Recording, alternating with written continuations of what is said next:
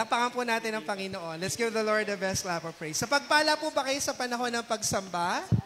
Amen. So tayo po ngayon ay dadako na po sa ilan lamang po nating mga announcements. First and foremost, nagpapasalamat po tayo sa Lord dahil nakakarating po tayo ng tama sa oras.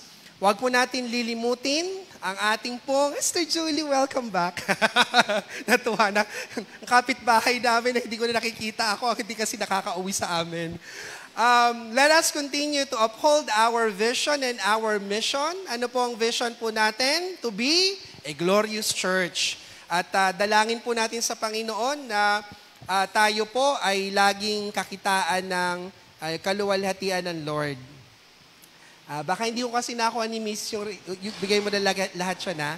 So, yun po yung ating vision. And then our mission is to glorify God as a church. Sabihin niyo, glorify God as a church. Sabihin niyo, you are the church. So, hindi po yung gusaling sambahan ang simbahan. Ang tunay na simbahan ay tayo. At nung isang beses na nagpati daw kay Brother Ricky, ako sa kasinanay sa Bunsuran, no? Nakiback-ride ako sa kanya, ganda ng usapan namin. Meron isang pangkating pangrelihiyon, sabing ganon, wag na nag-iisip, dapat magmiyembro ka na sa amin kaagad kasi kami lang ang maliligtas. Di nga. Pero ang totoo nun, hindi ho reliyon na magiging daan sa kaligtasan. Ang tagapagligtas ay si Kristo. And our purpose statement, we as a community of faith, ito po yung ating pong reason why we exist for God. Sa tuwing prayer meeting po natin, tuwing araw po ng Miyerkules, nagpapasalamat po tayo sa mga kapatid na nakadadalo. At sa darating po na last Wednesday po ng November 27, BOE po or Board of Elders po ang mag-take ng lead. Ayoko naman hong mang-hold up, kaya ako na lang for the time being.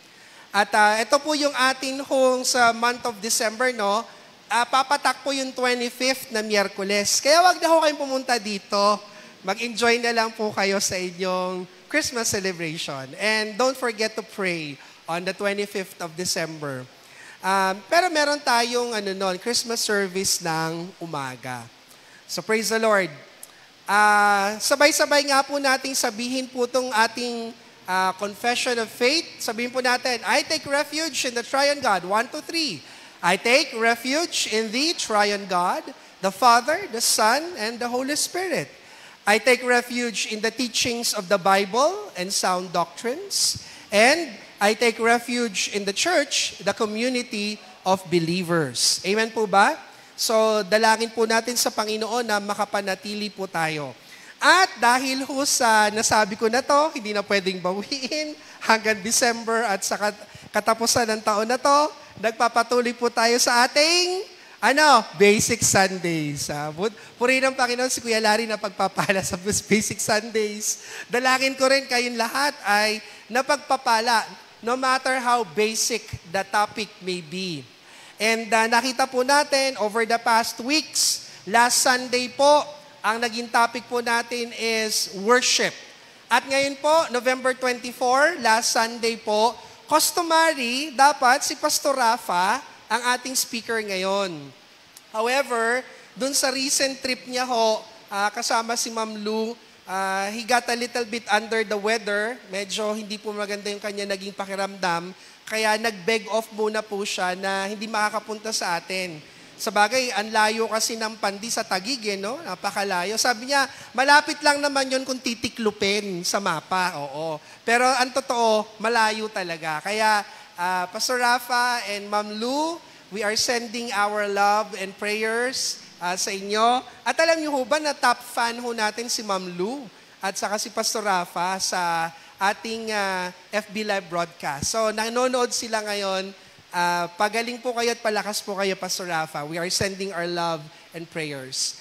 Ngayon pong November 24, ano po sa palagay ho ninyo ang topic po natin ngayon? Mapansin nyo, nag-change tayo ng setup. Ano supposed to be pagkatapos ng opening prayer? Tithes. Walang tithes. Ay, hindi na ako nagta-tithes. Dahil Sa ikalawang pagkakataon, ang ating topic ngayon ay tithing, no? At ito ho yung ikalawang pagkakataon na natatandaan ko in my memory that I will be preaching on the topic of tithes, no? And this morning, let us pray to the Lord that we begin to understand the reason why the Lord ordered His people to tithe, no? And this is not just about money matters. Actually, nagdadalawang isip po ako kanina kung ipa-flash ko po sa inyo yung total assets ng church.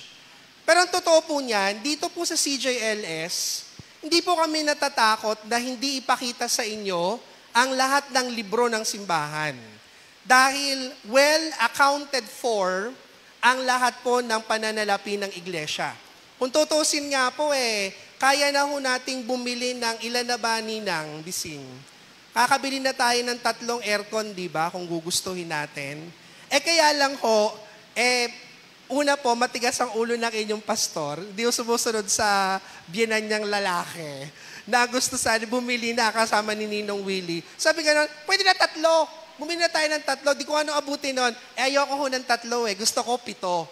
Para isang kabitan na lang ho. Kaya kung tutusin po, hindi ho problema ang assets sa church. Hindi ho problema ng CJLS ang pananalapi. At kung sasabihin na mayaman ng CJLS, amen. Mayaman sa biyaya ng Panginoon. Yun ang pinagmamalaki natin. So may nagsasabi, huy, naman mga taga CJLS, mayaman yan. Talaga, mayaman kami. Mayaman sa biyaya ng Panginoon. Amen po ba? Palakpakan natin ang Panginoon. Hindi ko kayo naniwala? Mayaman po tayo sa biyaya ng Lord. Saka mayaman kayo sa kagandahan at sa kagwapuhan. O di ho ba? Wala namang nilikha ang Panginoon na pangit. Kaya wag ko kayo nagpapapaniwala sa bulong ng kaaway, pangit ka, hindi ho. Ang totoo niyan, you were wonderfully and beautifully created by the Lord. So ngayon, sabi ko ganon, i-flash ko kaya yung assets ng church. Kaya lang, di naman din maganda dahil ito makakakalat ito all over the world, wherever it is. Pero pwede nyo hong lapitan ng treasurer natin, pwede nyo hong lapitan ng finance ministry natin. Hindi ho sila magdadalawang isip ipakita sa inyo ang mga libro natin. At lahat po yan ay isang bukas na katotohanan. Hindi ho problema ang pananalapi sa isang iglesia na bukas palad.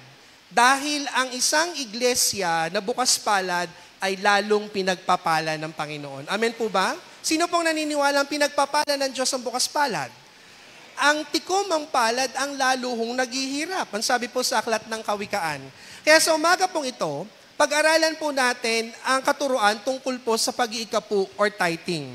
And again, siguro na-inspire ako dahil ito si Brother Ricky, tatahitahimik, marami palang alam no? Dapat pala, pinag-usapan namin kasi yung isang pangkating pangrelihiyon na ang kanilang sistema ay, pag hindi ka nakadalo, sa susunod na araw, pupuntahan ka.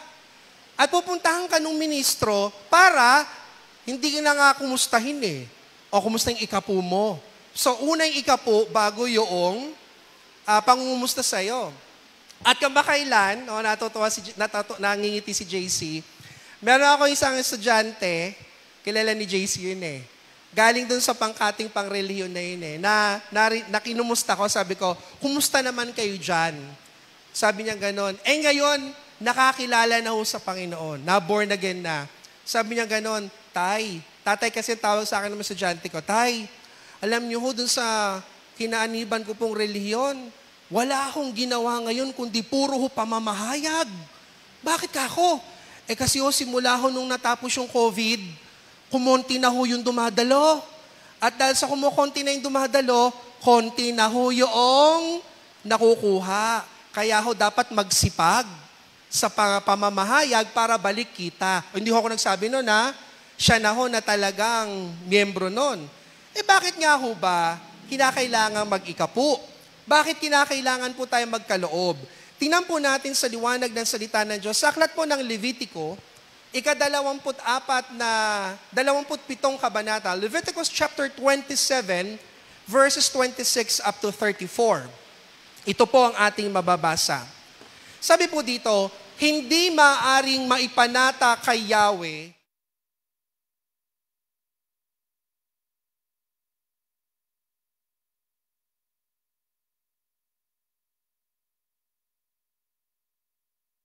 susundot na ako, no?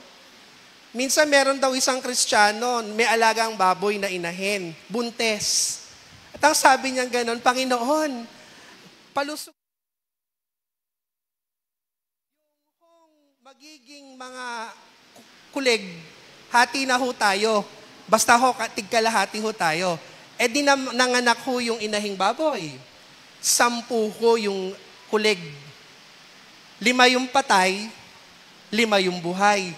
Sabi nung Kristiyano, Lord, okay na ha.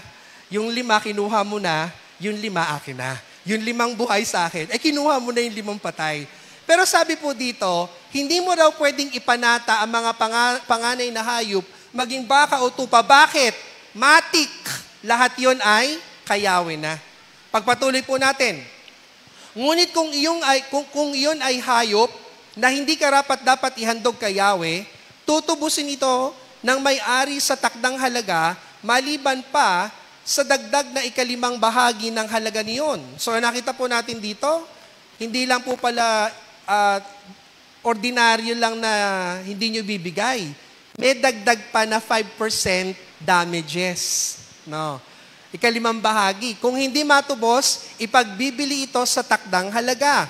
Lahat ng lubos na naialay kay Yahweh, maging tao, hayop o minanang lupa, ay hindi na maaaring tubusin o ipagbili sapagkat iyon ay ganap na sagrado sa Kanya. Sabihin nyo, banal sa Panginoon ang inihandog sa Kanya. Kaya money given to the church is money given to God. And money in the church is sacred. Amen? Kaya ho, kapag ho kayo ay binilhan ko, o ako ho ay nakipag-transaction sa inyo, yung pera na ginagamit ko ay banal na pera yon.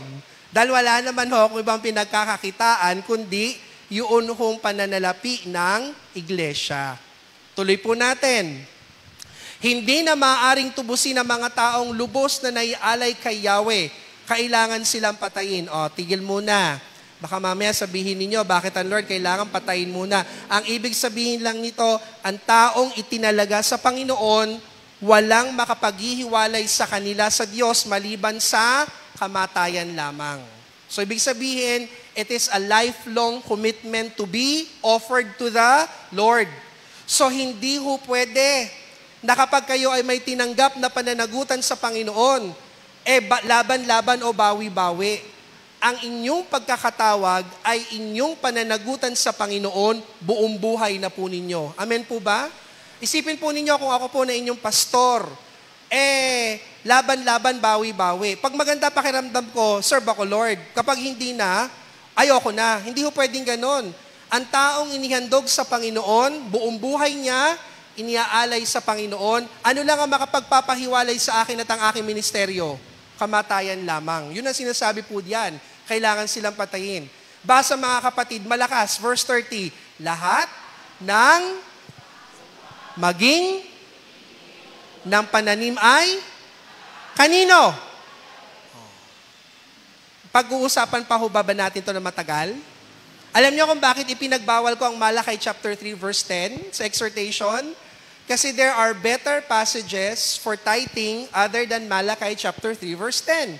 At ito ho ang pinakamabigat, ito ho ang pinakasolidong paalala.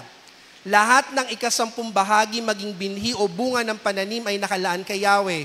Kung may nais tumubos sa alinman sa kanyang 10 bahagi, babayaran niya ito ayon sa itinakdang halaga nito, maliban pa sa dagdag na 5 bahagi ng halagang iyon.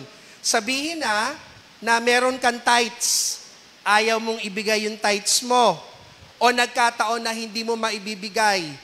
Ang penalty po nun, kung ibibigay mo yun sa presyo niya, dadagdagan mo pa ng 5% yung 5 bahagi ng halaga na yon. So, hindi na lang ho 10%. Lumalabas na 15%. Paano kung umiiral pa yan ngayon? Lalo na yung sa mga Kristiyano na Lord, maraming bayarin eh. Yung nakasubing tithes, pambayad ko muna po ng kuryente. O darating po yung maniningil ngayon, maputulan po kami, kunin ko po muna yung tithes. Tama ba yun o mali? Ano sabi ho dyan? Babayaran niya ito ayon sa itinakdang halaga, maliban sa dagdag na 1/5 bahagi ng halagang iyon. At bilang pagtatapos, sabi po dito, isa sa bawat 10 alagang hayop ay nakalaan para kay Yahweh. Ang bawat 10 tupa o baka na mabibilang ay para kay, hindi yun dapat suriin ng may-ari kung masama o hindi. Hindi rin yun maaring palitan at kung ito'y mapalitan man, ang ipinalit at pinalitan ay parehong ilalaan kay Yahweh. Hindi matutubos ang mga ito. Ito ang tuntuning ibinigay ni Yahweh kay Moses sa bundok ng Sinai para sa sambayan ng Israel. Pwede po ba nating palakpakan ng Panginoon? Sandali po tayong manalangin. Dakila at makapangyarihang Diyos, sa gagawin po namin pag-aaral ng inyong salita, na bahagi po ng Basic Sundays. Turuan niyo po kami, Panginoong, sumunod sa inyo pong mga salita. At gaya po ng palagi naman, di naman po masamang makipagpangatwiranan sa inyo. Pero matapos po na malinaw ang lahat ng bagay, at makita po namin ang katotohanan ng inyong salita, wala pong pangangatwiran ang pwedeng tumayo at tumindig laban sa katotohanan ng inyo pong salita. Ang inyo pong mga tagubilin sa amin ay hindi para kami pahirapan, kundi ang bawat tagubilin na ibinibigay nyo sa amin bilang inyo pong mga anak ay sa amin din pong ikapagpapala. Hindi po kayo nagbibigay ng mga atas, ng mga panuntunan at ng mga katuruan para lamang po kami pabigatan, kundi ang lahat ng ito ay para sa aming ikabubuti at sa ikadadaloy ng pagpapala sa buhay po ng bawat isa. Ang dalangin po namin, Panginoon, mangusap po kayo sa katuruang ito na very controversial among churches. And sometimes, Lord, this even brings about a division or split in churches. But we pray, Lord, that we do not make mountains out of a molehill over the teaching of tithing. Ang dalangin po namin, Panginoon, maging malinaw po sa amin kung ano po ang inyong panuntunan tungkol dito at amin pong tanggapin ang mabiyayang pagpapala mula po sa inyo sa pamamagitan ng pagsunod. Sapagkat sa tuwina at lagi, ang atas mo sa amin, ang dapat kaming sumunod sa iyong mga kalooban. Ito po, Panginoon, ang aming panalangin sa pangalan po ng iyong anak na si Jesus. Amen at amen. Sa umaga pong ito, ang pamagat po ng ating Basic Sunday nito ay pinamagatan kong tithing. Sabi niyo, tithing. The litmus test of our attitude towards giving. Amen? Sino po dito nung nag-aaral ng chemistry, alam yung litmus paper? Alam siguro ni Tito Eric yan. Alam yan ng mga chemist, no? Wala si Doc Carle. Ang litmus paper ay ginagamit para malaman kung ang isang liquid ay acid or base, di ba? Kapag daw gumamit ka ng blue na litmus paper at nagpatak ka ng liquid doon at naging red, yung liquid ay acidic. At kapag naman halimbawa kumuha ka ng red litmus paper, tapos naging blue yung litmus paper, ang tawag doon, base. So yun doon mo malalaman kung ang iyong liquid ay acid or base. Now, sino pang naniniwala na ang pag-iikapo ay pagsubok sa inyong ugali ng pagbibigay? Tingnan nyo nga yung katabi nyo. Sabihin nyo, mapagbigay ka ba? Ano sa tingin ninyo? Pinapawisan ako. Di ba? Sabihin nyo nga ulit, ang pag-iikapo ay testing kung gaano ka mapagbigay. Totoo hindi. Ay, wag mo kayo magsabing totoo hindi. Tingnan po muna natin. So tithing, the litmus test of our attitude towards giving. Meron pong isang social experiment na ginawa po. At ito po yung social experiment sa pagitan ng dalawang uri ng tao. Una po, doon sa may kaya sa buhay at saka doon sa walang-wala. At doon po sa nangyaring social experiment po na to, meron pong isang lalaki na lumapit po sa isang taong grasa, taong nakatira sa kalsada. At alam nyo sa US, di ba, yung matawag ng mga homeless, sila yung may mga daladalang parang, alam nyo yung pushcart sa Walter Mart? Tapos doon na nakalagay lahat yung gamit nila. Tapos natutulog lang yan kung saan sila abutan. Meron isang lalaki na gumagawa ng social experiment, lumapit siya doon sa isang homeless person na yon. At ang sabi niya ganon, can I ask for $1 so that I can buy bread? Humihingi lang ng $1 para makabili daw siya ng pagkain. Alam nyo, yung walang-wala na yon, ang nagbigay pa ng higit sa $1 para yung taong yon ay makabili ng pagkain. So nangyari po, sinubukan po yung experiment na siya ay gumawa po, naglagay ng placard dun sa kahabaan ng isang street. At ang sabi ganon, $1 to spare for my food. At walang nagbigay. At halos yung lugar po na yon, yun yung distrito ng mga mayayamang tao. So kung minsan, kung sino pa ang wala, yun pa ang nagbibigay. And another social experiment that was done, pag humihingi para sa basic necessity, walang nagbibigay. Pero naglagay doon ng placard, please support my drug addiction.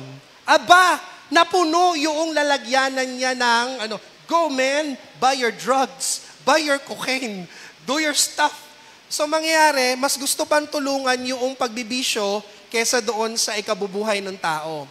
So nakita po natin dito, may ugali tayo patungkol sa pagbibigay. At ang isa sa pinakamalaking bagay tungkol sa pagbibigay ay ito. Ang pagbibigay ay hindi kailanman nasusukat sa laki o liit ng binibigay. Ang pagbibigay ay mayroon at wala isang ugali. Amen po ba? Giving is never the amount. Giving is the attitude of the heart. Amen? So when you are a giver, whatever you have, you will definitely give. Now, marami po akong naririnig na sabi po nilang gano'n, naku, yan namang ipag-iika po na yan. Ay turo lamang yan ng mga simbahan para magkaroon ng pera. At yan ay nasa lumang tipan lang. Totoo naman dahil, bakit po pinagbawal ko yung Malakay chapter 3 verse 10? Dahil mas marami pa mga verses on tithing other than Malakay chapter 3 verse 10. At ang isa po sa nakita niyo po dyan, yung Genesis chapter 28 verse 22. Of all that you give me, Abraham said, I will give you 1/10. Sa lahat ng ibibigay mo, Panginoon, ibibigay ko sa iyo ang 10 bahagi sa lahat na tinatanggap ko. Genesis chapter 28 verse 22. Mababasa pa natin sa mga sumusunod na mga talata. Numbers chapter 18 verse 26. Speak to the Levites and say to them, when you receive from the Israelites the tithe I give you as your inheritance, you must present 1/10 of that tithe as the Lord's offering. Yung mga Levita na naglilingkod sa templo o sa sanktuaryo, pag tumanggap sila ng handog ng mga tao, anong dapat gawin ng mga Levita? Yung tinatanggap nila, tatanggalan din nila dapat ng 10 bahagi. Kaya sila na tumanggap na ng 10 ng bayan ng Israel, kailangan din silang magkaloob ng kanilang 10. Amen? So what do we see? There is no exemption to the tithing. Even the servants of God are to tithe. Ikalawa, Deuteronomy chapter 14 verse 22. Be sure to set aside 10th of all of your field's produce each year. Huwag niyo daw pong kakaligtaan na magbigay ng 10 bahagi ng lahat ng naging ani sa loob ng isang taon. Alam niyo po ba dito sa atin sa church, meron po tayong tinatawag na tithe of tithes. Ang 10 ng mga 10. Doon sa inyong mga binibigay ng mga 10, nagtatanggal po tayo ng 10% doon. At yung 10% po doon ay hindi po ginagamit sa iglesia, yun po ay ibinibigay sa lahat ng mga nangangailangan.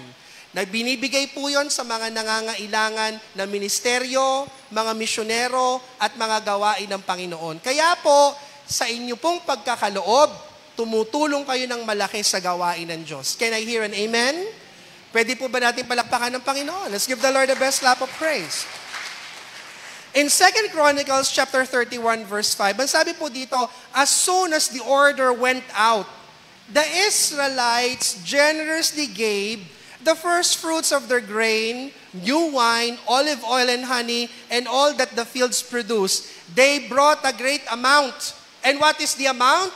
A tithe of everything.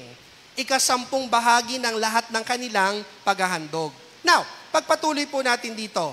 Ngayon, marami po nagsasabi, ang tithing naman ay bahagi ng kautusan ni Moses. Before Moses, there was no tithing. And we are no longer under Old Testament laws. Yun ang sinasabi ng ilang mga Kristiyano ngayon. Ewan ko kung anong klaseng Kristiyano, ganong klaseng pangangatwiran. Ang totoo po, na wala na po tayo sa ilalim ng lumang tipan na kautusan. Pero, maling sabihin na ang pag-iikapu ay itinuro lang nung panahon ni Moses. Dahil ipapapansin ko po sa inyo, bago pa si Moses, meron ng nag-iikapu. Amen? Tingnan po natin dito. In Genesis chapter 14 verse 20, bago po ba si Moses, sino na una? Si Abram o si Moses? Si Abram. Hindi pa nga siya Abraham dyan eh. Abram pa lang siya dyan eh. At anong ginawa ni Abram? Abram gave to God a tenth of everything to show his gratitude for defeating Kedorlaomer and the kings that allied him. Nakipaglaban si Abram, laban dun sa mga hari ng kanyang lupain. At ano nangyari? Pinagtagumpay siya ng Diyos. At ang lahat ng kanyang samsam, 10% bahagi ng lahat ng kanyang nasamsam, ano ginawa? Ibinigay niya sa Panginoon. Bago si Moses, nagbigay na si Abram. Kanina binigay? Kay Melchizedek, ang saserdote ng Panginoon. Ang nuno ng bayan ng Israel, si Jacob. Nakita po natin dito, si Jacob ay bago pa kay Moses. In Genesis chapter 28 verses 18 up to 22, Jacob promised God that, of all that you give me, I will give you a... Oh, malinaw po ba o hindi? Sino ho rito ang pinagpapala ng Lord? O hindi kayo pinagpapala? Ulitin ko, sino ang pinagpapala ng Lord? Ayan ha, doon muna tayo. Papasimula na yan. Pero sabi po doon, of all that you give me, I will give you a tenth. In response to God's blessings that the covenant promises given to Abraham will not flow through him. Ibig sabihin po, maging si Jacob, kinilala niya na ang lahat ng pagpapala ay nagmumula sa Diyos at sa lahat ng pagpapala kanyang tatanggapin, ibibigay niya ang 10% bahagi na to. Ngayon, ang sabi ng iba, utos lang naman ni Moises yan, hindi yan kasama sa mga katuruan. At yan ay nasa bahagi lang ng lumang tipan. And totoo po niyan, bago si Moses, nagbibigay na ang mga lingkod ng Diyos ng 10% bahagi ng lahat ng kanilang tinatangkilik. Sa makatwid, kung titingnan po natin dito, hindi lamang po ito kautusan ni Moses. Ito ay isang bagay na ginagawa bago pa man dumating ang kautusan. Bakit? Ang pagbibigay ng 10% bahagi ay pagkilala na ang pinagmumulan ay ang Diyos. At pagtanaw ng pagkilala ng utang na loob sa Kanya. Pwede po ba nating palakpakan ng Panginoon? Let's give the Lord the best clap of praise. Sabihin nyo nga sa katabi nyo, giver ka ba? Yan. Sabihin nyo ganon, malilitmus ka ngayon. Oo, litmus test to. Tuloy po natin. Secondly, ito sabi nila, narinig ko din to, di naman inendorso ni Jesus yan tithing. Wala kang mabasa sa bagong tipan na sinabi ng Panginoong Jesucristo, mag-ika po kayo kung mismo ang Panginoong Jesucristo nga. Walang sinabi diyan. Bakit nyo kami inuobligang mag-ika po? O O tingnan po natin dito. Sino pong naniniwala ng Panginoong Jesucristo ay dumating hindi upang pawalang bisa ang kautusan, kundi ganapin ang kautusan? Amen po ba? At ang sabi din po ng Panginoong Hesus, walang mababago ni isang kudlit sa salita ng Diyos. Heaven and earth will pass away, but the Word of God will remain forever. Mananatili ang kanyang salita magpakailanman. Tingnan po natin ito, sabi po dito. After Jesus saved humanity from eternal death, what is true is this: Jesus introduced a new perspective on everything. Amen? Meron pong ibinigay ang Panginoong Hesus ng bagong panuntunan, bagong katotohanan sa lahat. At kasama po dito ang pagbibigay ng ikapu at handog. At ang sabi po dito, while it is true, Jesus did not endorse tithing. Hindi po sinabi ng Panginoon Hesus na dapat mag-ikapu. Pero ito ang turo niya. But He expects His followers to exceed the righteousness of the scribes and Pharisees whom He encouraged to continue tithing. Sino nandyan? Sino nandyan sa taas? May ikaw ba? Pwede mo bang i-flash Matthew chapter 23 verse 23? O nakita po natin dito, sabing gano'n ni Jesus, dapat pang higitan ang ginagawa ng mga eskriba at mga levita. Ano sabi sa Matthew chapter 23 verse 23? Hindi ko na lang po flinash. Woe to you, scribes and Pharisees, hypocrites! Anong ginagawa ng mga scribes at mga Pharisees? Nag-ika po sila. For you tithe mint, dill, and cumin. Pero bakit kahit na sila ay nagtatites, you have neglected the weightier matters of the law. Ano daw mahalaga? Justice and mercy and faithfulness. This you ought to have done without neglecting the other. Ibig sabihin, hindi man sinabi ng Panginoong Hesus na wag kayo ay mag-ikapu. Ang sinasabi niya ay, higitan niyo pa ang ginagawa ng mga eskriba at ng mga pariseo.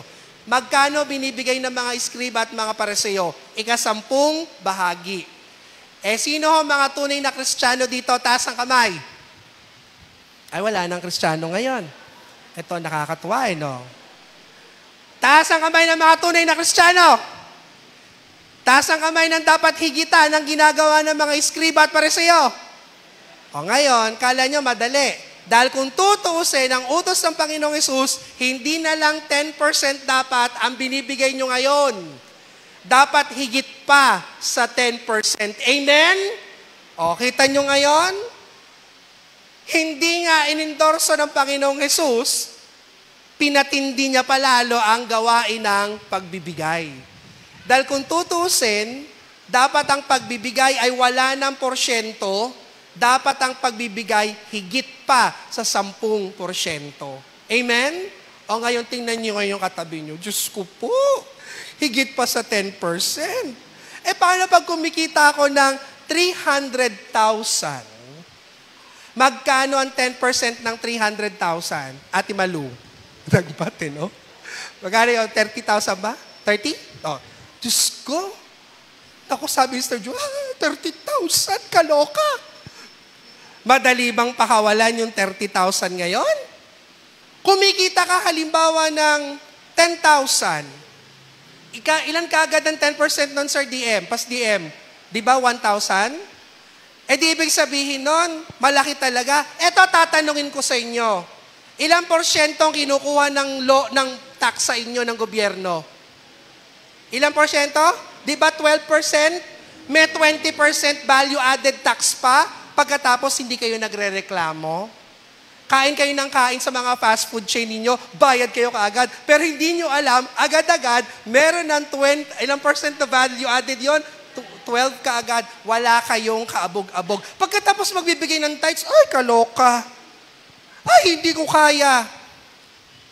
Tingnan niyo yung attitude ng mga tunay na Kristiyano. Nakikita sinasabi ko, totoo, hindi sinabi ng Panginoong Hesus magbigay kayo ng ikapu. Dahil ang sinasabi ng Panginoong Hesus, higitan nyo pa ang pagbibigay sa 10 bahagi. Dahil ang tunay na tagasunod, magbibigay ng generously. Tingnan nyo ulit yung katabi nyo. Sabihin nyo, kaya ba magbigay ng sobra sa 10%? Yung 10% pa nga lang, nahihirapan ka ng magbigay. Kaya tingnan po ninyo, maraming Kristiyano, nakatikom ang kamay, Ang pagpapala, hindi dumadaloy. Bakit ko po ito tinuturo? Sisihin niyo po si Nana Minda. Tapos biglang tumingin lahat kay Nana Minda. Ano sabi sa akin ng Nana Minda minsan? Ikaw nga nagtuturo ka dapat sa ikapo. Madamot kang pastor ka. Sabi ganon. Bakit anya? Alam mo, ang pag-iikapo, yun ang unang susi para pagpalain kayo ng Panginoon. Ituro mo yan na ang mga tao ng Diyos ay tunay na mapagpala. O Nana Minda, hindi na po ako madamot ngayon. Nagtuturo na ako tungkol sa ikapo. Bakit? Dahil sa gawaing pag-iikapo, dadaloy ang pagpapala ng Diyos sa inyo. Bakit? Dahil sabihin nyo, all of God's blessings are yes and amen. Wala na eh. Pag ganyan ng ano, bakit dito? Bakit pagtatanggap ng pagpapala ang ingay? Pero pag magbibigay na, tumatahimik na kayo. Para kayong mga bangko. Pag tatanggap ng pera, mabilis magdeposito. Pag mag-withdraw na, sandamukal na papeles ang kailangan. Pera nyo na yon. Gising pa ba kayo? Pumalakpak nga mga gising? Wala talaga. Ito pala mahalang nakapangpahina sa mga CJLS. Tithing. O ngayon, baski ikaw na nanonood sa pamamagitan ng FB Live broadcast na ito, kung gusto nyo, all of God's blessings are yes and amen in Christ. But you also need to understand, God's blessings are conditional. And the condition is this, if you obey the Lord, you will be blessed. If you do not obey the Lord, you will not be blessed. Amen? Mamaya po, meron akong patotoo sa inyo. So nakita po natin dito, sabihin nyo, Jesus did not endorse tithing. Bakit? He demands more than 10%. Yun ang totoo. Kaya nyo bang more than 10%? Tuloy po natin. Sabi po dito, next slide. Ba't ayaw na naman siya? Meron pong ilang katotohanan na gusto ko pong matutunan natin bakit anong tinuturo ng pag-iikapo sa bawat isang Kristiyano. In terms of this, when we give our tithings, it teaches us three things. Number one, when you give your tithes, you are a manager of God's resources. Sabi po dito, God owns everything, and His people are money managers. God continues to give everything they need, including money. Ang pinagmumulan talaga ng lahat ay ang Diyos. In turn, they are to manage the money so His blessings and generosity are not wasted. Moreover, gaining money is only possible because of the Lord. So Christians, show your gratitude by returning portions to Him. Amen? And take note, when you give your tithes to this church, it's not for me. You give it to God. And this church manages those blessings properly. Amen? So nakita po natin dito, sabihin nyo, tagahawak lang. Taga-manage lang. Minsan sabihin nyo ganun, alam mo naman ang sahod, parang ano lang, daraan lang yun, wala na eh. Gusto nyo hong tumagal-tagal yung sahod ninyo at makapag-ipon pa kayo ng konti? Magbigay kayo ng ikapu sa Panginoon. Yun ang sabi po dito. Dahil yun ang kinikilala natin na ang lahat ng pagpapalay nanggagaling sa Panginoon. Ikalawa, ang sabi po dito, giving to God is the best antidote for materialism. Alam niyo po ba yon? Yung mga ayaw magpakawala ng pera, materyoso yan. Bakit? Nasa pera ang ikasasaya nila. So sabi niyo, ba't ikaw, pastor, ikaw ba masaya? Wala kang pera? Oo, masaya naman ako pag may pera ako. Pero hindi yun ang pinagmumula ng kasiyahan ko. Dahil, totoo to, sa may pera kami at sa wala ng may bahay ko, masaya kami. Naghahabulan pa nga kami sa loob ng bahay eh. Money can't buy happiness. Instead, happiness is gained by who a person has rather than what a person has gained. Inaanto kasi sinulat ko to eh. Command those who are rich in this present world not to be arrogant, nor to put their hope in wealth, but put their hope in God, who richly provides us with everything for our enjoyment. Amen po ba? Gusto po ninyong mabawas-bawasan ng pagiging materyoso po ninyo? Magbigay po kayo. Amen? Tingnan ho ninyo, di ba, Kuya Ray? Kung nagtatanim ka, Kailan mas maganda ang tubo ng kamote? Pag natatalbusan. Totoo hindi? Di ba nang sabi ni Jesus sa John chapter 15, makapamumunga daw ang puno ng ubas kapag ito ay pinuputulan, kapag ito ay nililinis. Gusto po ninyong makawala sa inyong pagiging mapag-imbot? Ipanalangin niyo sa Diyos na matuto kayong magbigay. Dahil pag nagbibigay kayo ng ikapo, natututunan yung maging mapagbigay. Amen po ba? Tingnan niyo ulit yung katabi niya, sabihin niyo, okay ka pa ba? O baka ho, nag-epilepsy na. Tama na. Sabi, ang dami-dami namang ituturo, yan pa. Ito na nga. Pero ang totoo ho niyan, kung gusto niyong mapalaya kayo sa inyong pagiging materyoso, hindi ho pera ang makapagbibigay sa atin ng kaligayahan. Bagaman mahalaga ang pera. At itatama ko kayo. Meron ako naririnig na radio announcer. Maganda. Sabi nung radio announcer, sa mundong ito, ang demonyo pera. Hindi ho pera ang demonyo. Ang pera ho, sabi, salita na yung pagmamahal ng malabis sa pera, ang ugat ng lahat ng kasamaan. It is the love of money that is the root of all evil. Kaya kung may 125 million kayo, tapos ginastos lang in 11 days, nakakapagtaka naman yun. Saan mo naman gagamitin ang 125 million at humihirit ngayon? Kawawa naman ng mga staff ko. Pinopolitikan nyo ang opisina ko.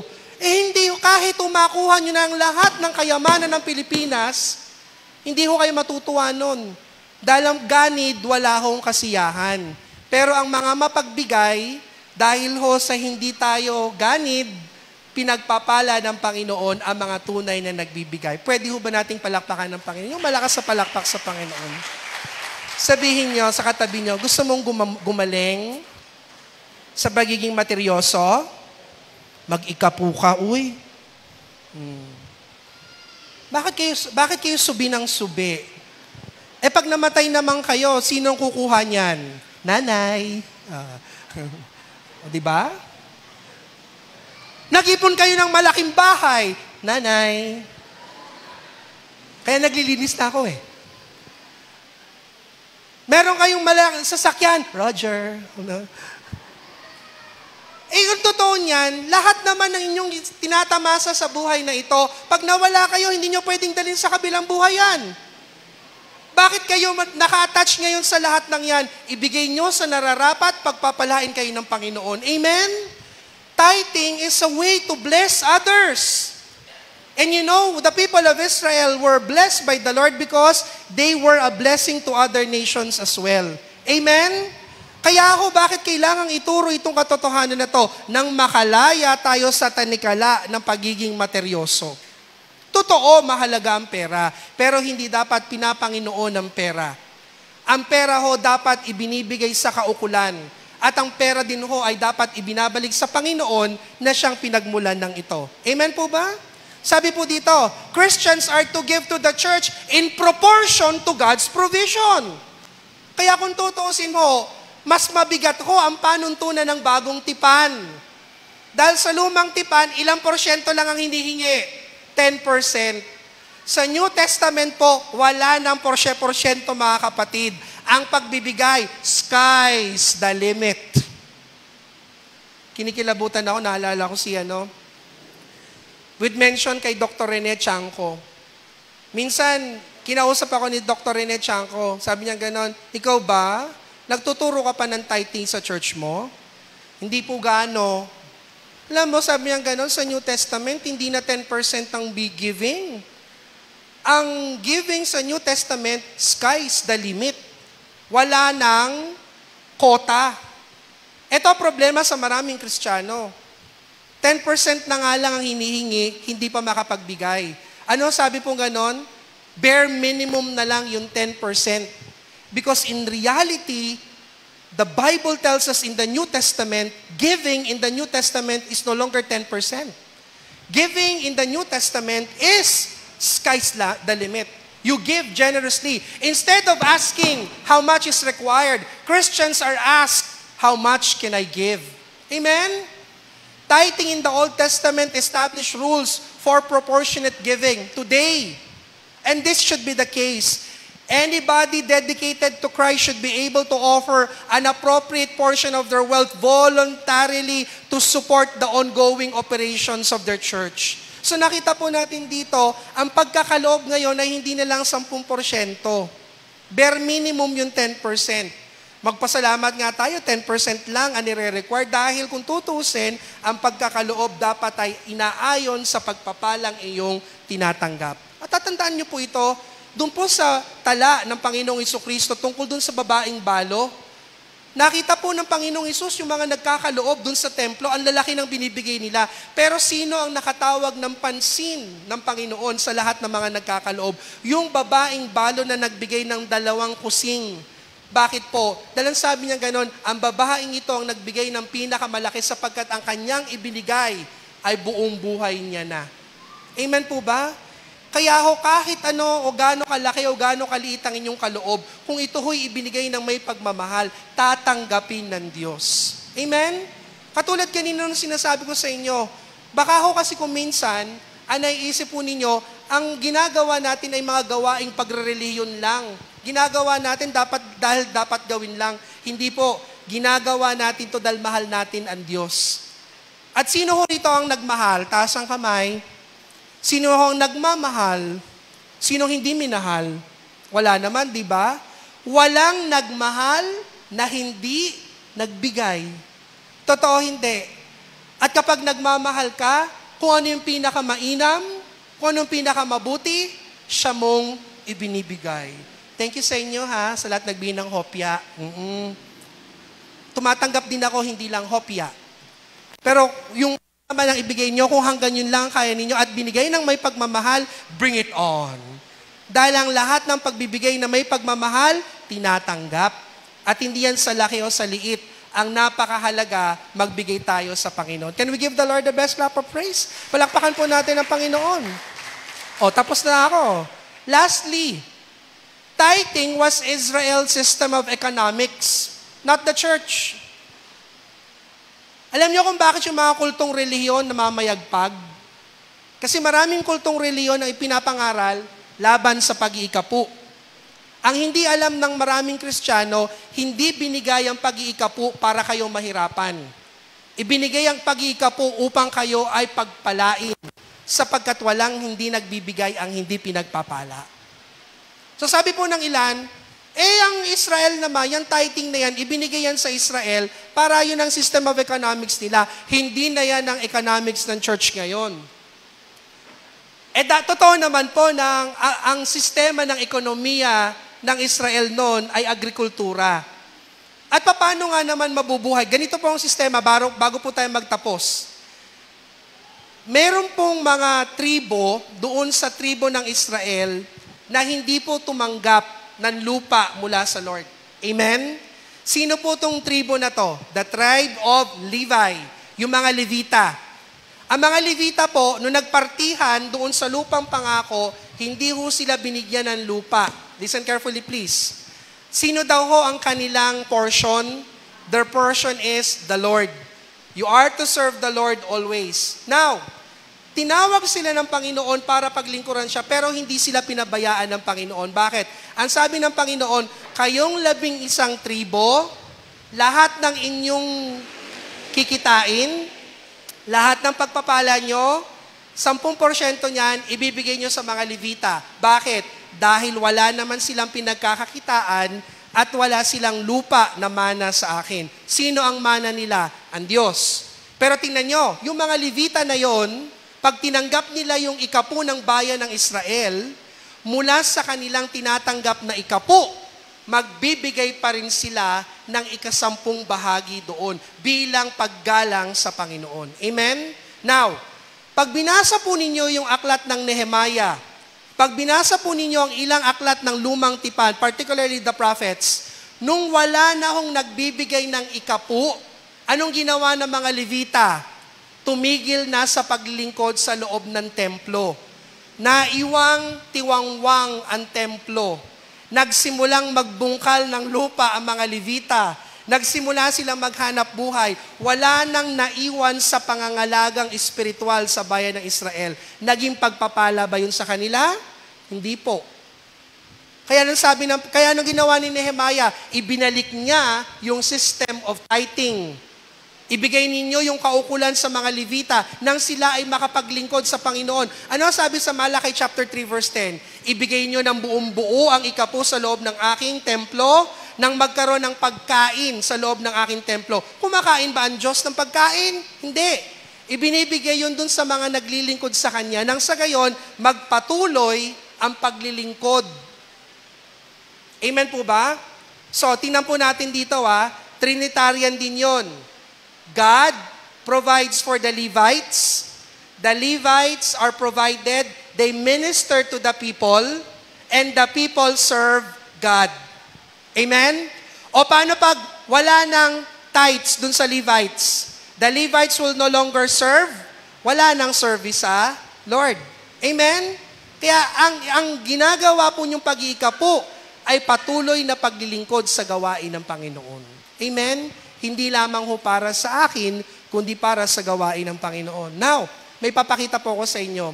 Sa aklat po ng mga gawa, 4 na kabanata, dito na po tayo magtatapos. Acts chapter 4 verse 32. Tingnan niyo po yung ginagawang pagtutulungan ng mga mananampalataya. Nagkaisa ang damdamin at isipan ng lahat ng mananampalataya at di itinuring nino man sa sarili niya ang kanyang mga ari-arian, kundi para sa lahat.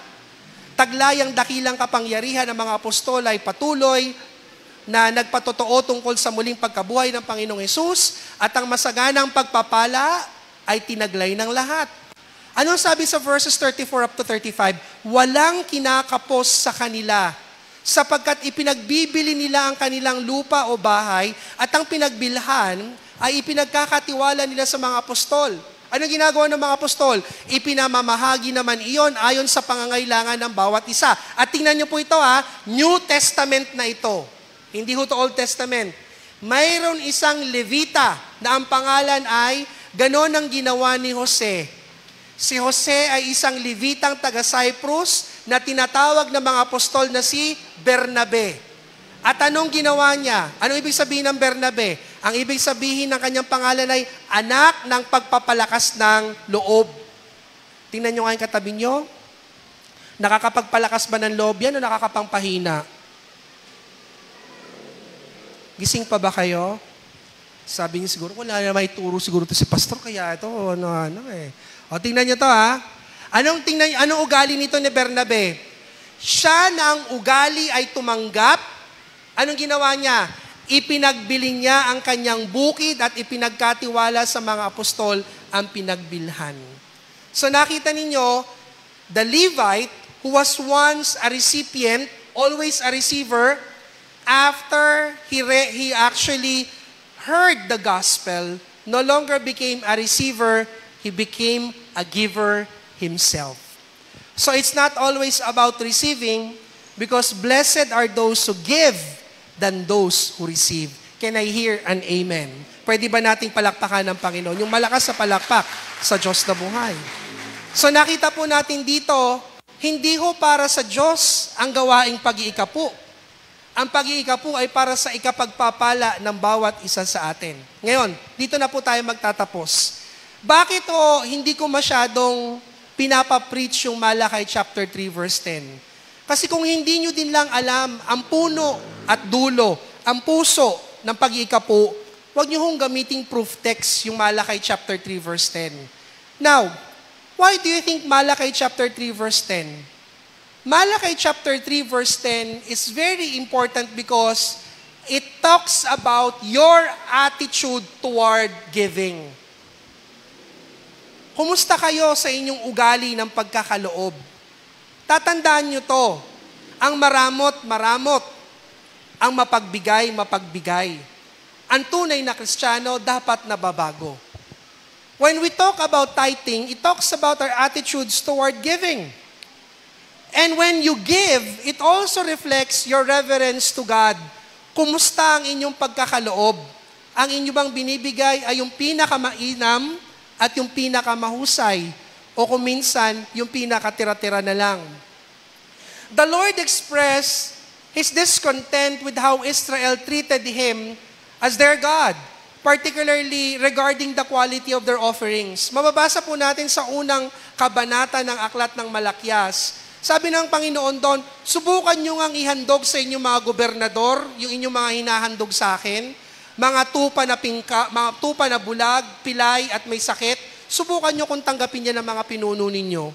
Di ba ho tayo tao, pag nagbibigay tayo, the best ang binibigay natin sa pinagbibigyan natin? Tama, mali?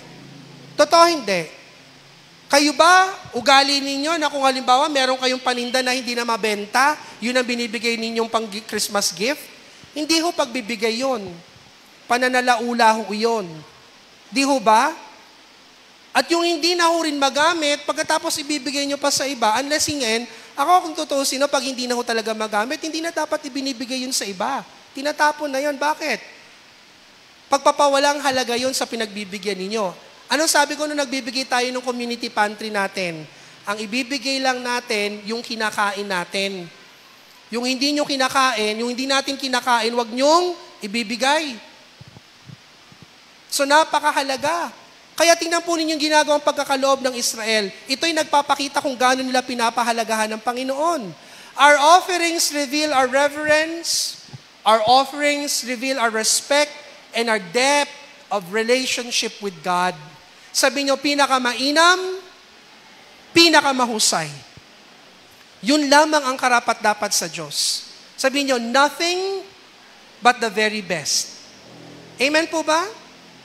Di ba nga ho, pag kayo subukan yung magtrabaho sa hotel and restaurant, at meron kayong tawag dito, guest kahit na ordinaryong guest lang, hindi pwedeng rurusing-rusing yung itsura mo sa harapan ng mga guest.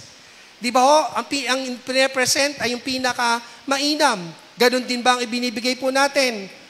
How do we present Him with our best, the prime of our time, the fullness of our efforts, the entirety of our lives? We are called to self-examination. Sa umaga pong ito, sa basic Sunday ng pagtuturo natin ng tithing, tayo ho ay tinatanong, suriin po natin ang ating mga sarili. At uulitin ko po, sabi kong ganon, meron po akong isang simpleng patotoo. Last month, 1 year na akong effective na unemployed. I am not employed in any way other than my ministry. Pero pag nagtutuos kaming dalawang mag-asawa, sabi kong ganon, mamamangha kayo. Hindi kami kahit kailanman pinagkulang ng Panginoon sa lahat ng aming mga pangangailangan, bagaman wala akong extra income. Nakakabayad pa kami dun sa dues namin, na insurance namin. At minsan may naisusubing konti pa, pero hindi namin kinakalimutan ang magbigay ng aming ikapu. Bakit? Dahil sa pagbibigay ng ikapu, pinararangalan naming mag-asawa ang pinagmumulan ng lahat ng pagpapala.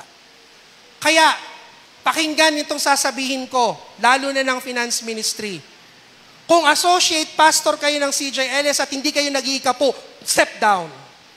Kung elder kayo ng church at hindi kayo nagbibigay ng ikapu, step down. If you are a worker in the ministry and you are not giving your tithes, step down. Why? Because when you are a member of the church, it is your obligation to give your tithes because it is your participation to the work of God. Associate pastor ka, elder ka, pagkatapos hindi ka nagbibigay ng tithes, anong ibig sabihin nun? Wala kang pakialam. At hindi ka binabago ng Panginoon. Nakita niyo yung Levitang si Bernabe, si Barnabas? Tumatanggap siya pero nabago siya ng Panginoon at ano nangyari? Yung dating tagatanggap, ang siya nang naging tagapagbigay. Ang exempted lang sa pagbibigay ng tithes ay attendee. Pero pag member ka ng church na ito at isa kang tunay na Kristiyano, dapat nagbibigay ka ng ikapu. Di ba nakakatuwa? Si Sister Miracle, tinuturo sa mga bata natin, kahit na bata sa children ministry natin, tinuturo ang mag-ikapu. Why?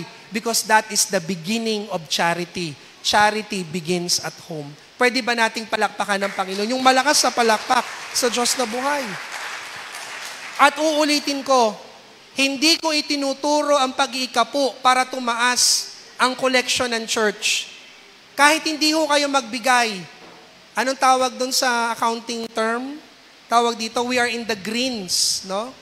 Green, ang hindi kailanman nag-red ang finances ng church na ito. Hindi pa kayo nag-iikapo niyan, ha? Pero hindi namin kayo tinuturo ang mag-ikapo ng tumaas ang collection. Hindi namin kayo inuobliga, kundi ipinapanalangin namin magkaroon kayo ng puso sa pagbibigay nang maranasan ninyo ang dakilang pagpapala ng Panginoon. Dahil walang nagbigay sa Panginoon ang pinagkulang. At tatandaan ninyo, ang ikapo ay banal sa Diyos. Where your treasure is, there your heart is. If God is your treasure, even your earthly treasure deserves to be given to the Lord. Amen? Kaya hindi ho materyoso ang mga taga-CJLS. Ang totoo niyan, tinatawag tayong ating suriin ang ating mga sarili kung gaano natin talaga kamahal ang Panginoon. Dahil kung mahal natin siya, hindi kailanman magiging mahirap ang pagkakaloob. Amen? Ngayon, tingnan nyo na lamang itong katotohanan na to, dito ako magtatapos. Narinig nyo na, sa bagong tipan pala, sky's the limit na. Wala ng 10%. Bare minimum na lang ang 10%. Ito ang tanong kasi mga kapatid kung sa 10% ay hindi ka na makatugon, huwag kang umasa na makapagbibigay ka pa ng higit sa 10%. Amen po ba? Dahil kung sa 10% hindi nyo maibigay, may problema tayo doon. Ang meron ng usapin yan ay hindi na ang church at ikaw. Ang may usapin na yan ay ikaw na at ang Diyos. Pero gusto ko rin sabihin, sa pamamahala sa loob ng iglesia, kung ako na inyong pastor ay hindi nag-iikapo, questionable yan. Kung kayo na associate pastor ay hindi nag-iikapo, questionable yan. Kung kayo ay elder at hindi kayo nag-iikapo, questionable yan. Bakit? At lalo kung member ka at hindi ka nakikibahagi, bakit? Ang inyong pakikibahagi, 3 lamang naman Una, dumalo, makipagkomunyon, magbigay ng ikapo, at ikatlo, kung kayo magkakamali, subject yourself to church discipline. These are the requirements of members, Kuya Larry, Ate Malu. Dahil pag hindi pa pag-attend lang kayo, gawin nyo gusto ninyo. Pero pag member na kayo, bahagi na kayo ng iglesia, meron na kayong pananagutan. At ang bahagi ng pananagutan ng isang tunay na miyembro ng CJLS ay magbigay ng ikapo, hindi sa ikayayaman ng pastor, kundi upang ikaw ay pagpalain ng Diyos. Ngayon, sa huling pagkakataon, sabihin niyo sa katabi niyo, kumusta ka? Nahimasmasan ka ba? Kaya hindi dapat maging pabigat ang pag-iikapo. Ang pag-iikapo ay attitude ng puso. Kaya Ate Faye, rebisahin ang lahat ng mga workers. Dapat ang lahat ng mga manggagawa nagbibigay ng ikapo. At kapag hindi ka nagbibigay ng ikapo, huwag ka nang magbigay ng resignation paper sa akin. Bumaba na kayo dahil wala kayong karapatang maging bahagi ng workers kung hindi ka nag-iikapo. Are you with me? Because this is our godly duty. Ito ang sinasabi ko to, hindi to patronize my parent-in-laws. Si Tatay Ruben at saka si Nanay Rosie. Itong dalawang mag-asawa to, no matter what anong tanggapin, laging nagbibigay sa Panginoon. At ito totoo, hindi ho kami umaalis sa bahay ho nila na wala kaming bitbit. Kahit na lang ho, kahit anong ulam na nasa eskaparate, refrigerator, at doon sa cupboard, pinapauwi sa amin. Bakit? Hindi ho yun sa anong pinapauwi. Ang giving is the attitude of the heart. And so that is what you should become. True Christians should be generous. And you should be generous in giving your tithes. Amen? Ngayon ang tanong, masakit ba yung naging katuruan? Masakit lang kung hindi kayo susunod. Pero kung susunod kayo, dadaluyan kayo ng pagpapala. Sandali po tayong yumuko at pumikit. Bago po tayo tuluyang makibahagi sa umaga pong ito, we are called to self-examination. Turuan mo po kami, Panginoon, na huwag maging mapag-imbot.